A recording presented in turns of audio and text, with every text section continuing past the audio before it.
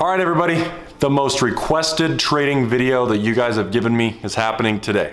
In today's video, what I want to do is discuss how to actually calculate the proper lot size to enter a position.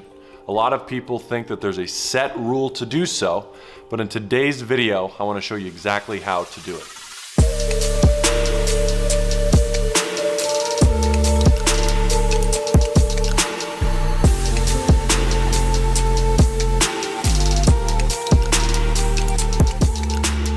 Hey everybody, welcome back to my channel. My name is Patrick Kenny. If you're new around here, we talk trading, we talk money, and of course, if you haven't subscribed already, you probably should to get alerts and notifications for upcoming videos. Secondly, a lot of you guys requested this video, so click that like button to let me know that you see it. And second of all, if you didn't request it but you enjoy it, click that like button. I'm testing something with the YouTube algorithm, and I want to see what happens if we can range up over 100 likes on this video. So let's do a goal of 100 likes for this video, and let's see what happens. So with that said, I want to today show you guys exactly how to calculate a lot size, what your position size should be for a good risk management on your account so that you can further excel your gains on your portfolio. With that said, let's hop over to the computer and talk about it. So calculating a position size for a lot of people is found in different ways, and there's a lot of misconceptions surrounding it. In today's video, I really want to discuss exactly how to do it every single time, calculated, so you know exactly what you need to be entering. So first things first, I want to give you an example of what I see all the time in this industry. And comment down below on this YouTube video, just comment the number 1 if you've seen this before to let me know that you've seen this, but I think a lot of people have. There's a common misconception that per, say, $100, your lot should be, say, 1 micro, 0.01, or per, say, $1,000, your lot should be 0.10, or per $10,000, your lot should be, say a standard 1.00. This is a very common analogy and analysis that I see not only from traders but from educators, and it's baffling to me because this makes absolutely no sense with all due respect to the individuals saying it.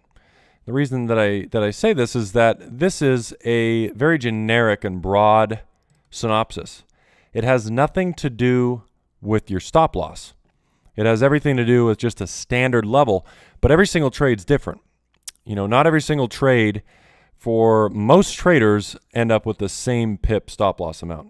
For instance, not every trade has 10 pip stop loss. One trade has 10 pips, one trade's 50, one trade's 27, one trade's 32. Every trade's different. So in today's video, I want to show you guys exactly how you should be calculating. By the way, this is wrong. So please, if this has ever been taught to you, erase this out of your head, especially for the sake of today's video, so that you know for a fact you're doing it correctly. So let's now go over, let's just pretend we're going to make a trade idea up. Let's say we're going to buy this. This is euro dollar. I just want to pretend we're going to buy it. So let's just say, we like what we see.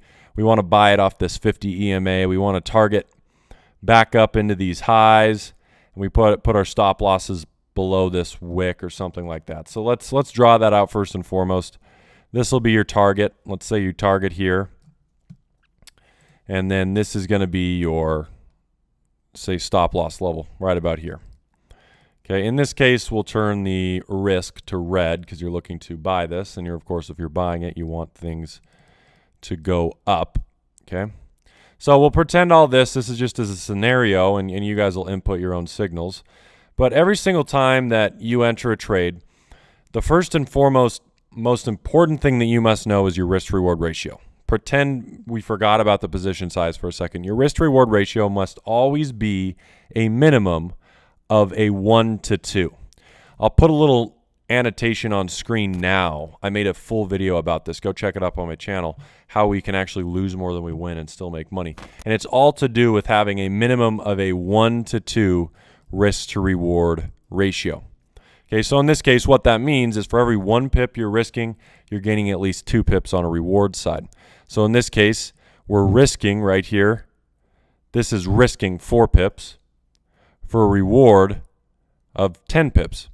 So we know for a fact, in this case, we know for a fact that we have a 1 to 2 because 4 pip risk for multiply that number by 2, 8, that's a 1 to 2 risk reward ratio. Well, this is 4 pips for a 10 pip reward. So we know for a fact that we're at a 1 to 2 risk reward ratio. So now let's move forward. Once you understand that concept, you're already halfway there or even more. Now we have to discuss, how do we calculate a level as far as a position size? And what we have to first do is figure out, okay, how many pips is our stop loss? So we're going to use this example again. For those of you guys that don't know how to count pips from looking at these values on the right side of the screen, you can also do what I just did, which is pretty easy. And it's grabbing your crosshairs here on MetaTrader 4. So I have my crosshair. I'm dancing it around screen. I come over to where my entry is at, and I click and drag to where I want to put my stop loss. Now I'm going to hold it here. I want you guys to read out loud in your own head as you're watching this video. There's 3 numbers at the bottom there. One says 10 on the left side, one says 40, one says 1.10683. Okay, you're going to forget everything except for the middle number. So that middle number says 40. Okay, that middle number says 40. So that means that we have a 4 pip stop loss. So the trick is just block out the last number, and what's left is your stop loss. So in this case, it says 40. You block out the last number, which is the 0. You're left with just a 4. If you're left with just a 4, that means your risk is 4 pips. Okay, so we'll use one short-term scalping example, then I'll switch time frames to a higher time frame and show you long-term. So this is 4 pips. So now what we're going to do is we're going to go over to this website, link in the description. This is my FX book. Okay, a lot of people use this for tracking their portfolios. We're going to use it today for a forex calculator position size. Again, this can be found on Google, but I'm just going to put it in the link in the description there for you. So click that link, open it up with me now, and pretend your risk is 4 pips. Pretend your risk is 4 pips. Okay, the first things first, you must know the balance on your account. So the first thing to remember is people tend to use equity sometimes to find their risk. You want to always know what your balance is. Don't pay any attention to your equity. What is your balance at the time of entering the position? The first thing you're going to look at is your balance. Let's say, for instance, you're trading with an account that's got $1,124 in it, okay? That's your balance, okay? The next thing that you do is put the balance under account size. So in this example, we have $1,124, so we're going to put that into our account size. That's $1,124. Okay, the next thing you do, this says risk ratio, comma, percent sign. All this means is what percent are you risking on this trade? What percent is at risk if you lose this trade? For me, in that video I alluded to earlier, it's always 2% risk. It's always 2% risk. Some of you guys might put 1% risk. Some of you guys might put 2% risk. Some of you guys might put 3, 4, 5%. I would not recommend above 5%. 5% is ridiculously risky. And so what you want to do is set that amount. 1% for if you're really conservative, 5% if you're riskier than all get out. Like you're almost a gambler at that point. Okay, so you want to find that percentage, but the trick here is you must consistently use that same percentage. Don't do 1% on this one, but you're feeling good about the next trade and you do 4%. No, do 1% every time or do 2% every time. So for me, it's always 2%. So I'm going to put 2. The next thing we do is stop loss in pips.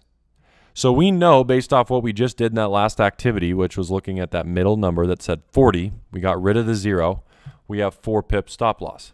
So we know for a fact that we have a 4 pip stop loss and we're on euro dollar. All we do is hit calculate.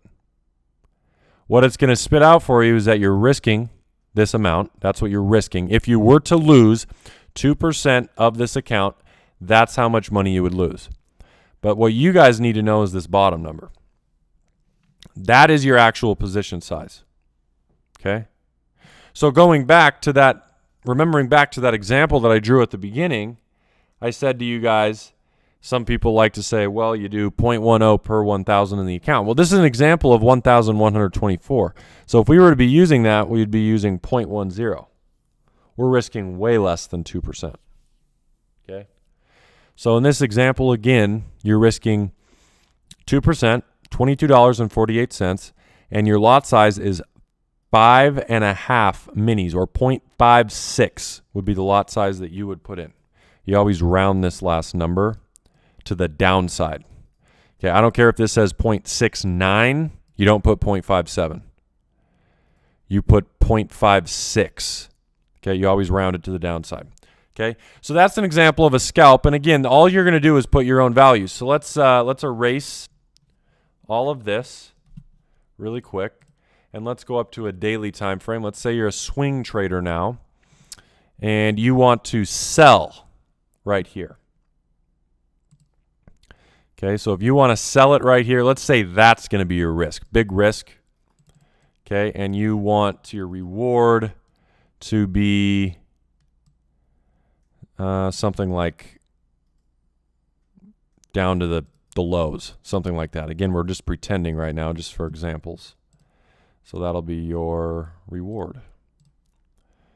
Okay, in this example now, again, you always have to measure. So this example, we've got, okay, about 107 pips, and we've got a target of about 205 pips or so. Okay, just right on the line of a 1-to-2 risk-reward ratio. You might want to chisel this down to make sure it's a 1-to-2, but you get the gist. So as we zoom in here,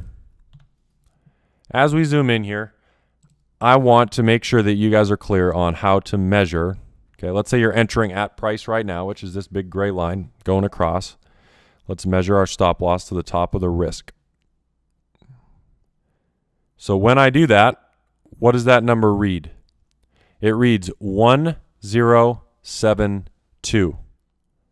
So at this point in time, you have to get rid of the last number out of those four numbers. 1072, get rid of the last number, you get rid of the 2, you're left with 107. That means your risk is 107 pips. So now all you have to do is move over to your risk calculator. Again, account size is 1,124, risk is 2%, stop loss is 107. So now we put 107, and at this point in time, look what happens. 0.02, same risk dollar amount, but 0.02, 2 micros. So think back again to that original example that people like to listen to. For every $1,000 in your account, you risk 0.10 or something like that. I just showed you how a different trade scenario would yield a different lot size. This is an example of a swing trade. 0.02 you'd be risking. 0.02, 2 micros. Whereas an example of a scalp, 0.56 you'd be risking in that case, right? And again, all of this is for you and your protection on the account. If you do not understand these basic terminologies, these basic calculations, I can almost guarantee you with 100% certainty that you will struggle long-term trading currency, especially if you're trying to do this for a supplementary income, full-time income, or even for a living. Okay, so with that being said, that is exactly how you calculate a position size in the foreign exchange market. All right, everybody, that wraps it up. I hope that today's video is informative. I hope that this helped you, and I hope that you know exactly what your lot size should now be. So with that said, again, as a reminder, just simply hit that subscribe button. It means so much to me. And also click that like button if you enjoyed today's video. We have a goal of 100 likes on this one. With that said, in the comments section, feel free to type out anything you like as far as questions or as far as video ideas you want me to discuss. I will see you guys very, very, very soon. Peace.